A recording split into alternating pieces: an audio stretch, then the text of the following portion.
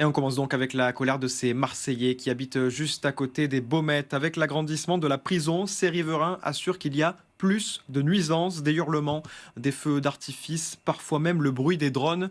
Et même si les autorités ont installé un dispositif anti-bruit près des fenêtres, c'est loin d'être suffisant selon ces habitants. Reportage d'Ariane Pollert. C'est le sujet de conversation récurrent dans le quartier. Et du coup, on va avoir plus de nuisances, vous croyez ?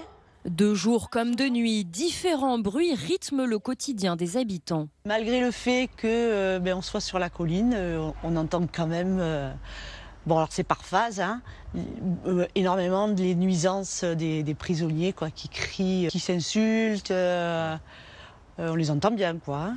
Peu de nuisances sont constatées au moment du tournage, mais le collectif voisin des Baumettes l'assure, le volume sonore est souvent intolérable, notamment à cause des parloirs sauvages.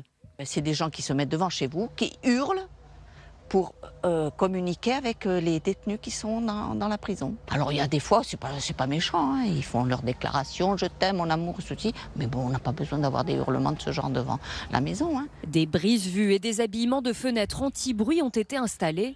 Mais avec l'extension Baumette 3, ce sont désormais plus de 1800 détenus qui sont accueillis derrière ces murs. Le fait d'avoir une collectivité aussi importante au cœur d'une zone résidentielle occasionne forcément, ça ne sera jamais du zéro défaut. Après, notre rôle, c'est d'essayer à la fois à travers les dispositifs techniques s'agissant du constructeur et à travers, je dirais, une politique de sensibilisation, une politique disciplinaire, d'atténuer ces nuisances au maximum. En cas de tapage des personnes incarcérées, des procédures disciplinaires sont diligentées.